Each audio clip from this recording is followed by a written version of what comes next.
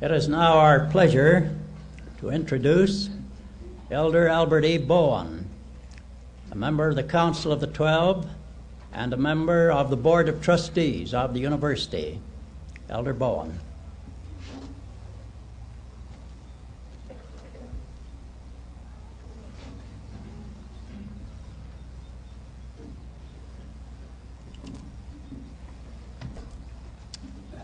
President Clark, President Jensen, members of the faculty of the university,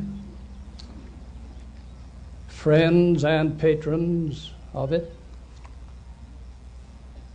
and the graduates of the class of 1950. Christianity has never had easy going. It was rejected by the Jews. It was proscribed by the empire in which it took its rise. It was resisted by the devotees of Greek and Roman philosophies. It has had to do battle on its way up against the disciples of the Age of Reason, the Romanticists, the scientists. Now it is engaged in the lists with its own professed members. A dozen years or so ago, an eminent divine deplored what he described as a regrettable drift away from Christian religion. He made an eloquent plea for the return of the straying ones. He was moved to do so by the discovery that they were not happy in their irreligion, because they were finding that, having surrendered their faith, they were cut loose from the moorings which had given meaning and purpose to their lives. They had got rid of their religion, all right, but hadn't got rid of their need for it, and were casting helplessly about for something that would make sense of the universe and give life significance. He attributes their departure from the faith to what he says is a failure of religion to keep step with the advancement of knowledge. And he invited them back with the assurance that they may return to full fellowship in the church without accepting what he calls the old incredible beliefs which he assumed led to their straying away. It would be easy enough to go along with him if he meant that some of the old teachings about God and heaven and pagan importations were what he is talking about.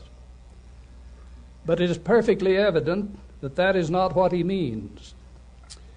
He is willing to drop out the basic doctrines upon which the Christian church was founded. In this view, men can be good Christians without believing in Jesus as the Son of God or his resurrection from the dead. That is to say, you can hang your Christian faith to the progress of human achievement. Instead of religions furnishing a guide to conduct and the ultimate measure of values, it is to follow along, living on the offerings of human wisdom. This man clings to his Christian affiliation without Christ, who is at the heart of the whole creed. About a year ago, another who had been ordained to the Christian ministry and had occupied several pastorates openly repudiated the notion that Christianity has any claims to preeminence as a religion. He summarily disposes of God and does not even dignify Christ by so much as a passing mention.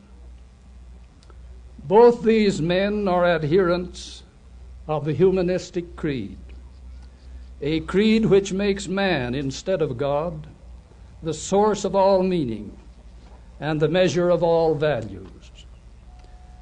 God is man's creation. The one still wants to cling to Christianity. The other is willing to throw it overboard. The latter seems to be the more consistent. He tells us plainly that all the ideas about God are man-made. All the institutions of religion are human creations. They are not eternal.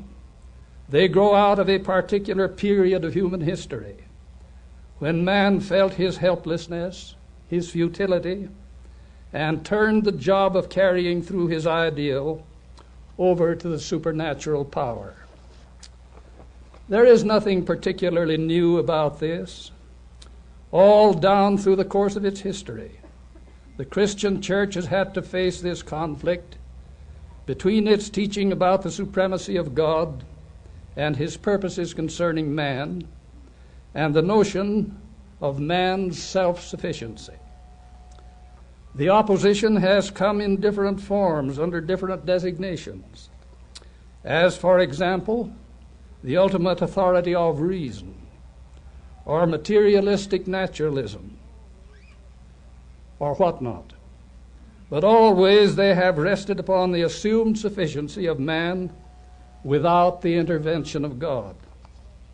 Time after time, when it was assumed that some new human discovery or conquest over some manifestation of nature would destroy the Christian religion root and branch by the demonstration of man's final mastery of things, something else has intervened to deflate the assumption and disappoint the cherished expectation.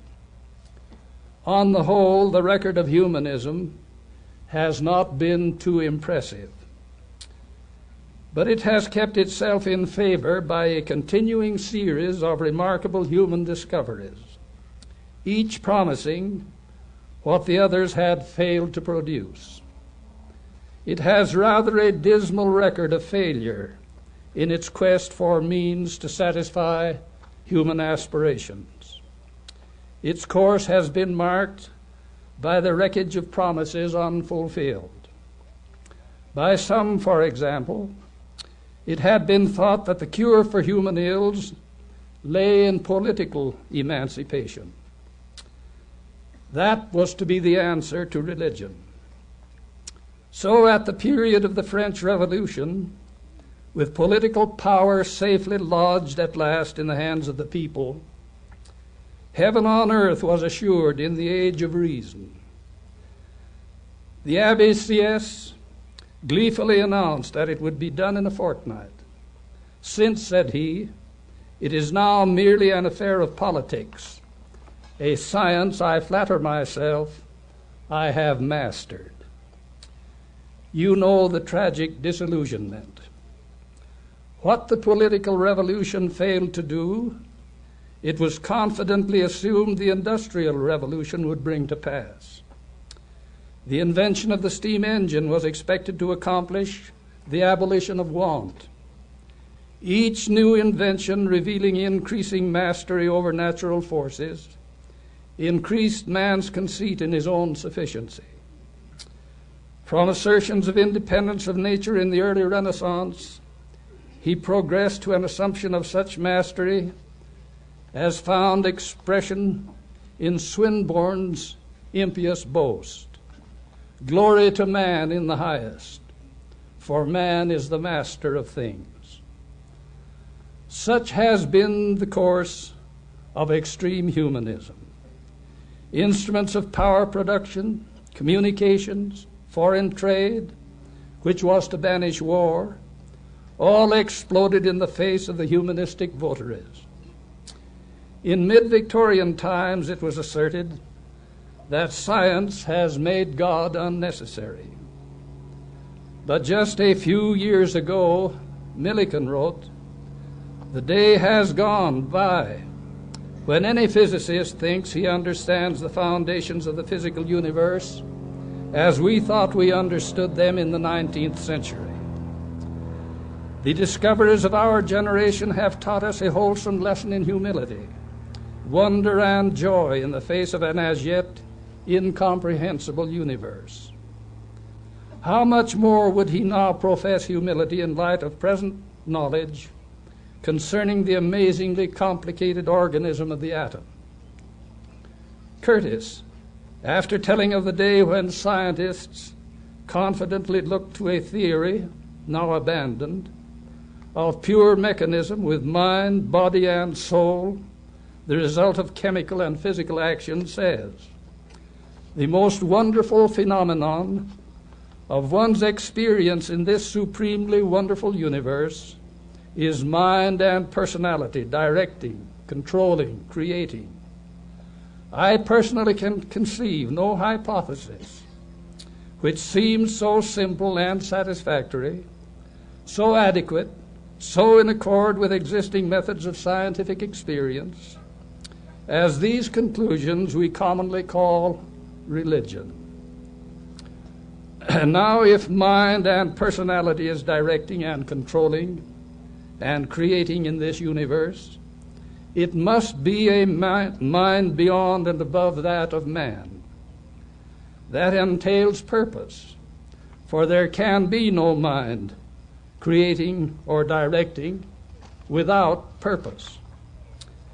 Notwithstanding this record and the severe shock to humanism resulting from the shattering disillusionment of 2 world wars, which pulverized the notion of innate human goodness and trust in automatic progression, the writer to whom I have above referred, attributing past failures to lack of knowledge and means to carry through, with supreme confidence and amazing dogmatism asserts that man now has the knowledge and the resources and the tools and the methods by means of which he could easily build the good world, create the kind of society that would embody his dream, and make a harmonious world of human relationships so that every individual would have a chance for fullness of life. So he proposes a new religion for the new age. It is to be a great world democracy which embodies a mosaic of all the world cultures, of all the ages, united in a common purpose, with a goal, a program, and a world view. It is to be a secular body with no ordained clergy, but led by the professional men, lawyers, businessmen, scientists, workers, and artists, men who know how to handle problems in the light of scientific method. It is to be divorced from theology and all the traditional institutions of religion and from all the hopes these hold out. For these things, he said, belong to an age that is dead. He grows ecstatic in contemplation of the boundless glories of this bright new world, which is to be born of the ripe wisdom of man. The secular leaders of it will build the ideal for humanity in the direction of the old goal of a world embodying love and justice and brotherhood and peace. It means, said he, we shall be sharers in a magnificent peace of living of which we have not yet even dreamed. That is all very lovely, wonderful, but let's take a look at it. There is no God in this religion for the promising new world. He doesn't exist. Next, it is to be divorced from theology and all the traditional institutions of religion and from all the hopes these hold out. Now, what are the hopes these have held out? High among them are the hopes of a resurrection from the dead, an eternity of life out on the other side of the grave. Is humanity going to be gloriously happy with this bleak and doleful outlook resulting from the blasting of these fine hopes? Humanism cannot help here. It has nothing to give. So far as it is concerned, man ends in the black oblivion of night when his heartbeat stops. Let me read you now the deductions of a man renowned in the world of science, Dr. Arthur H. Compton.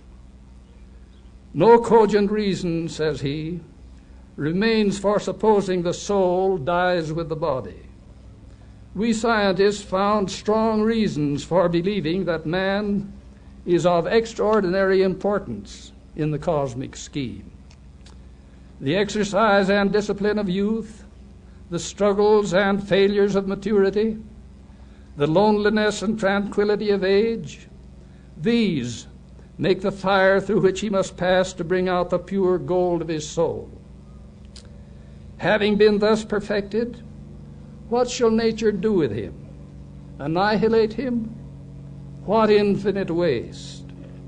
As long as there is in heaven a God of love, there must be for God's children everlasting life. But that isn't all. In this new world, glorious beyond the roseate fancy of dreams, the blessed consummation is to be brought about through economic, social, and political processes. And everyone who has a talent will be expected to use it for the creation of values to be shared by all men, who will be guaranteed all the cherished hopes of the heart's desire. But suppose there are shirkers, what then? Presumably the economists and the politicians and the sociologists and the scientists would have to have the compulsory powers to see that all members of the society performed according to the program.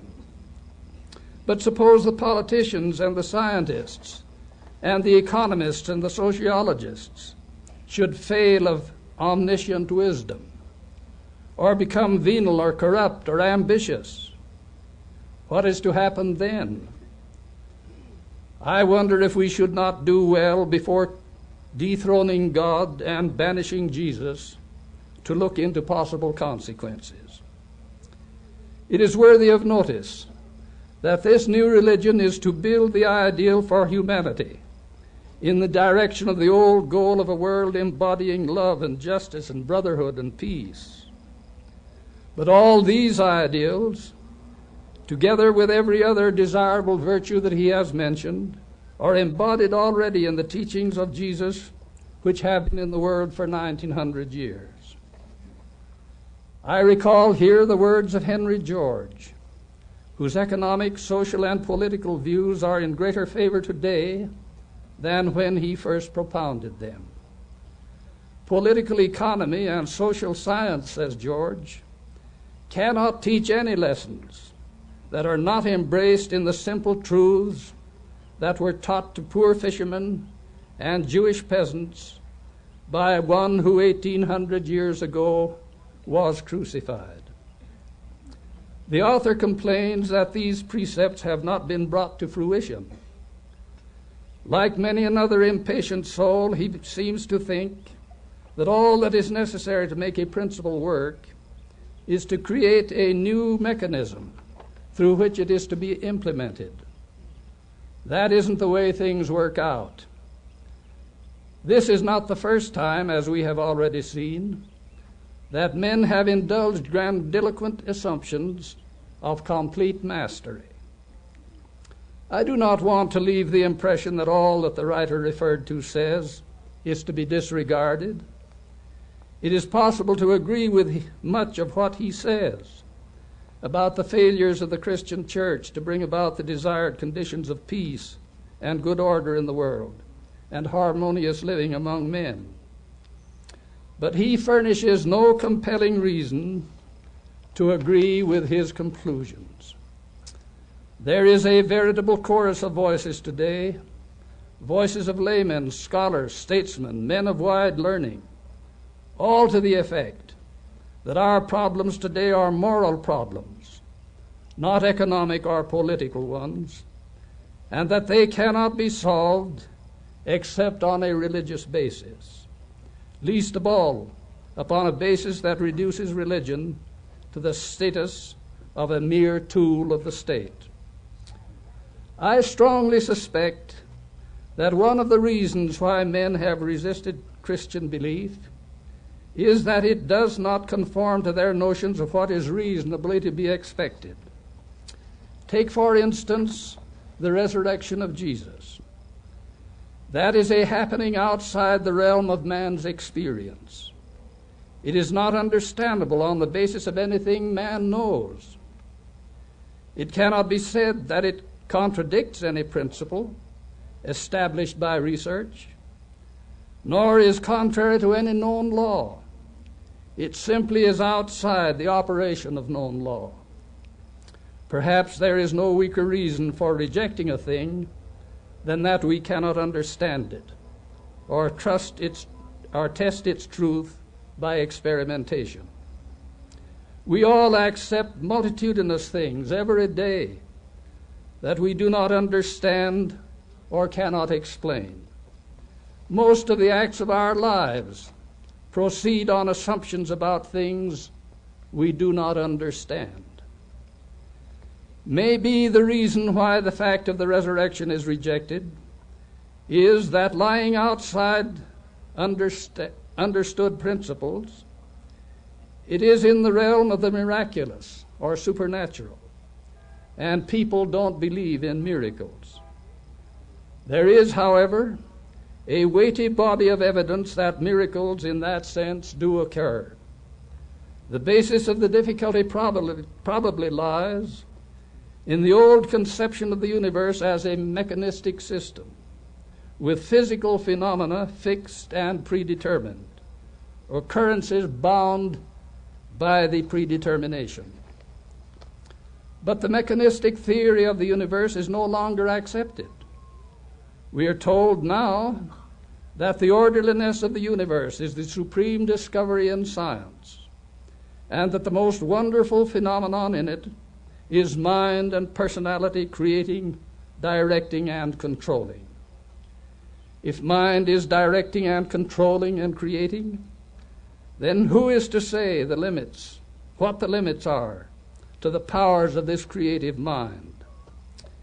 It seems rather presumptuous to say that there is a creative, directing intelligence, and then to undertake to say what it can do and what it cannot do. If you grant that there is a God, then you cannot logically say that he has no hand in the affairs of this world, his own creation.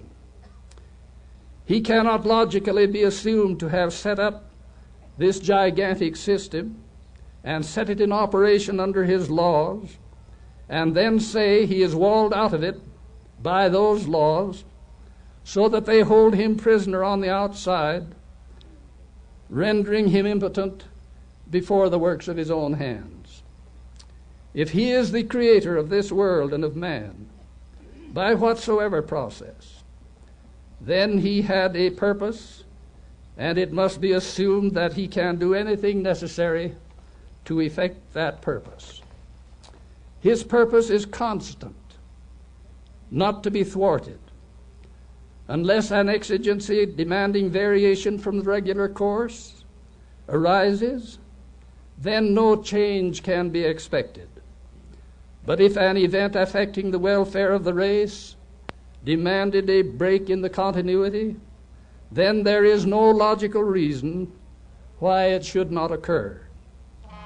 There would then be no miracle, but the orderly operation of laws designed to effect a continuing purpose. Similarly, it seems to be assumed that acceptance of the notion of a divinity or of a divinely ordained plan prescribing the course of human conduct shackles the freedom of the human mind and closes the door to search for truth. This is rather an odd objection to come from anyone who proposes to fit the individual into a human society, even though it be under the auspices of a religion for the new age, where the prescribed rules must, under the power of compulsion, be obeyed. If one must perforce conform to human laws, with all their imperfections of devising and administering, why should he rebel against obedience to divine law, as governing in respect of entrance into the heavenly kingdom? Besides, it is a mistake to assume that there is left no room for the play of individual talent. The very basis of the doctrine of Jesus is that men must work out for themselves in this world their own eternal salvation. According to the teaching of Jesus, as we understand it, the bringing about of the exaltation and eternal life of man is a joint enterprise in which Jesus the Christ, working under the authority of the Father, and man himself are the participants. The Redeemer doing for man what he could not do for himself, and man from thereout, through observance of the governing laws and principles, and fortified and sustained by heavenly communion, working out his own destiny. In that sense, we are all humanists. So was Jesus. Instead of being degraded or condemned, man is dignified and exalted, and reverence for God and his Son is lifted up to the heights. It is true that man is given the plan for right living, leading to his destiny if followed, but within that framework, he has to do for himself. It is a matter of his own choice, and there is left plenty of room for him to do. He is to learn to overcome evil with good, to supplant fear with confidence, to substitute love for hatred, to do to others what he would like them to do towards him, to be generous and unselfish and gentle and kind, instead of cruel and selfish and vengeful and insolent. Jesus glorified the peacemaker and the merciful, and him that is pure in heart, and he said that the meek shall inherit the earth. These are virtues which will test to the fullest capacity all man's powers to regulate his life. He warned them against setting themselves up in judgment against their fellows, admonishing them that with whatever judgment they judged, they themselves will be judged. He made a parable to rebuke him who would search for a mote in his brother's eye, having a beam in his own. He taught that men must cultivate a forgiving spirit, saying, if ye forgive not men their trespasses, neither will your Father forgive your trespasses. He loathed insincerity, and loosed about the only invectives he ever used against hypocrites. He reinforced it with a parable about the two men who went up into the temple to pray, the one a Pharisee, the other a publican. The latter, bowing his head, said, God be merciful to me, a sinner. The other thanked God that he was not like other men, and recited volubly his virtues. But the Lord said, it was the first who went back to his house justified. Does anyone say there is nothing left for him to do to develop his powers?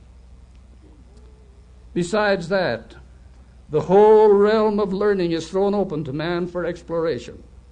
God himself has said, teach ye diligently, and my grace shall attend you, that you may be instructed more perfectly in theory, in principle, in doctrine, in the law of the gospel, in all things that pertain unto the kingdom of God, that are expedient for you to understand, of things both in heaven and in the earth and under the earth, things which have been, things which are, things which must shortly come to pass, things which are at home, things which are abroad, the wars and the perplexities of nations, and the judgments which are on the land, and a knowledge also of countries and of kingdoms.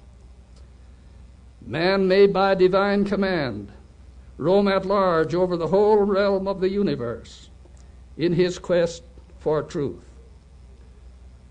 For his own security, he is given a key for his guidance. God has revealed for his help the words of truth on matters of vital import.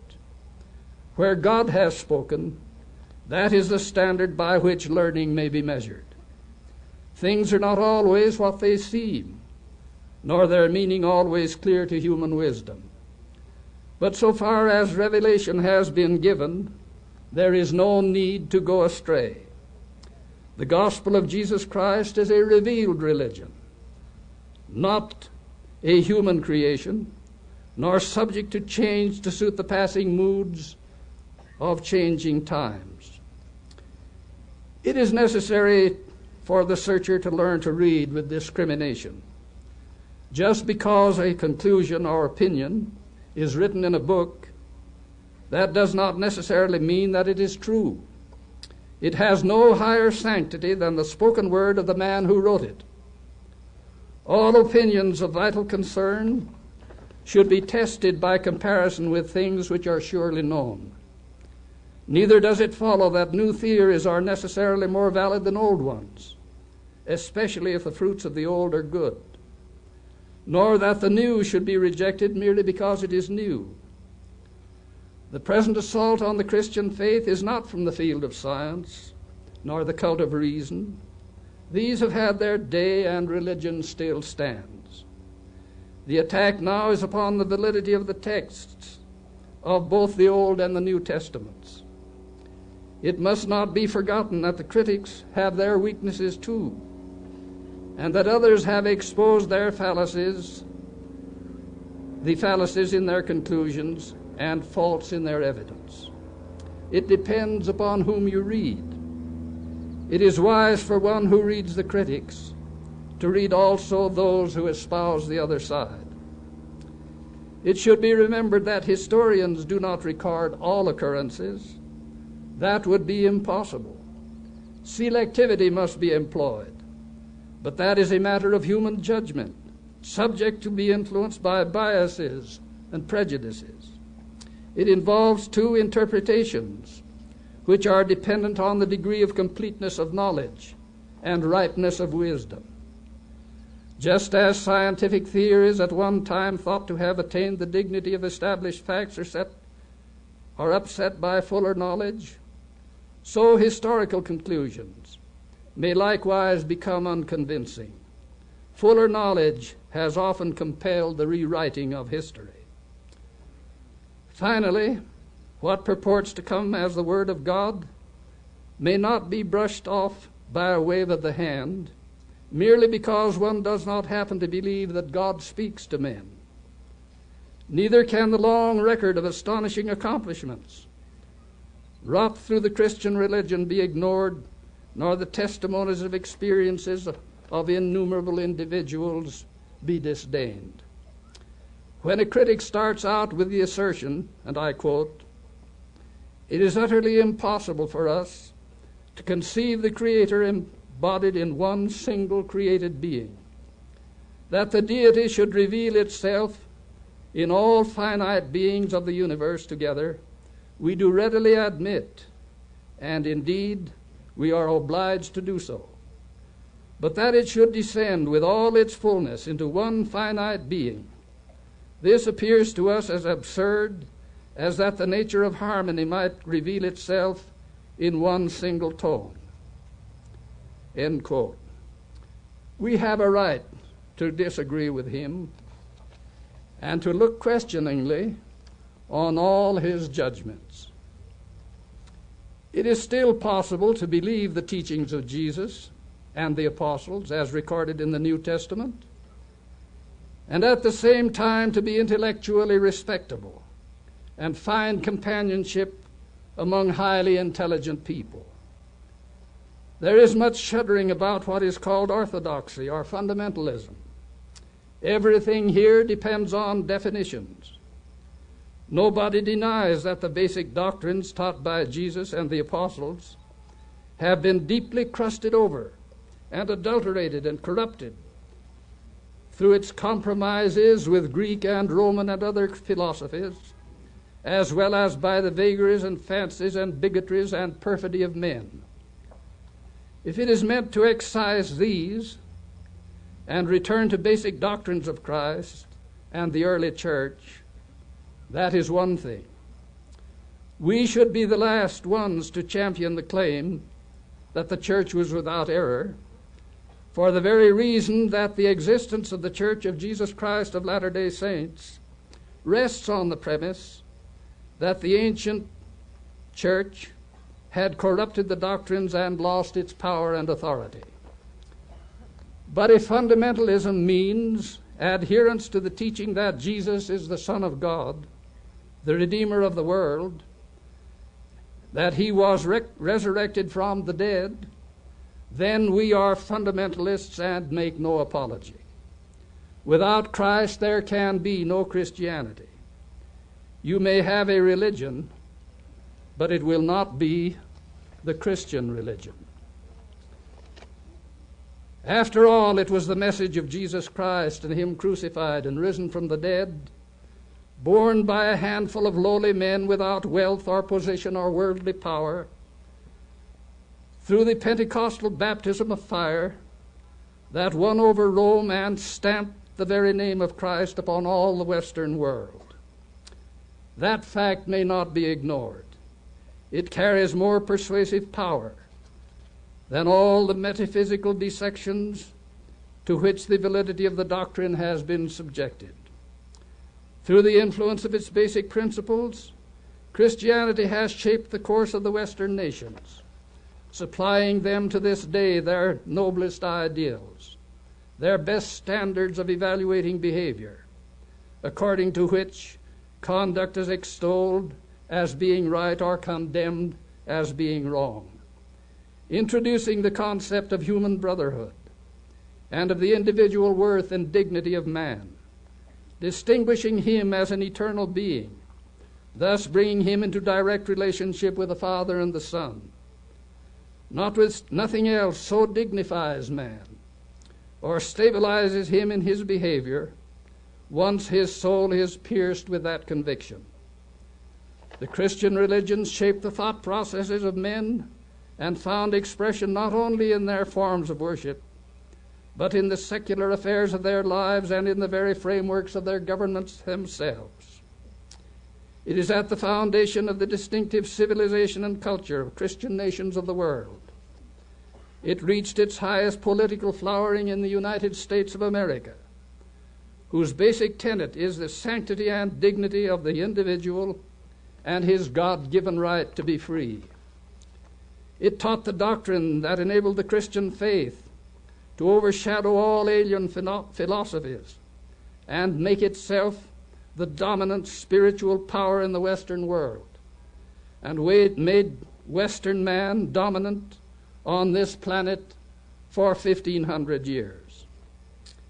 Before Mussolini or Hitler could corrupt the Italian or German youth, they had to destroy belief in the teachings of Christ, which for centuries their countries had been taught to revere.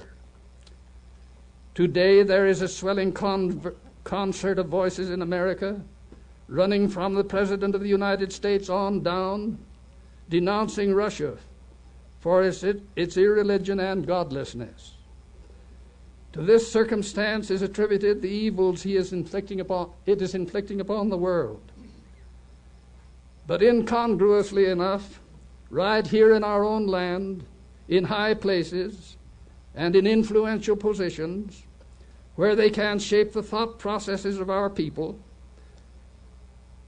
are accorded high distinction and publicity, acclaimed while busily engaged in denouncing Christianity as being guilty of spiritual arrogance and outmoded religious imperialism. Not only do they repudiate Christ, some of them ministers of the gospel and teachers of religion, but deny God making him the unreal and fictitious creature of man's own creating. And so is the Christian church attacked in its own house. And what are the fruits? The Attorney General of the United States has summoned the district attorneys of all judicial districts in the land to organize a crusade against syndicated crime in America. Committees of Congress are conducting investigations as a basis for legislation to stem the onrushing tide of evil. The daily press tells about bands of roaming youth in Los Angeles who, out of caprice or whim, descend upon unoffending people and beat them up, maim and abuse them, just as the impulse stirs. Brutal, unprovoked murders are matters of daily occurrence. Boys kill their playmates just for fun. J. Edgar Hoover unfolds sordid stories of licentiousness, rapine, and plunder, with utter disregard of law or respect for life. And the pastors preach the crudity and lamentable primitiveness of faith in Christ as the Redeemer of the world. The fate of man hangs precariously in the balance while we debate the glories of a world without God.